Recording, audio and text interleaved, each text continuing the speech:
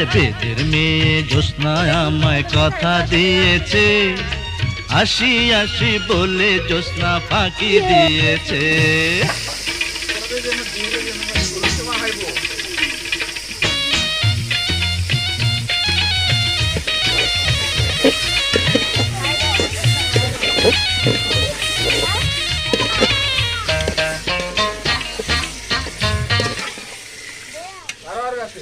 বেলা ঢাকি দেন, ঢাকি দেন।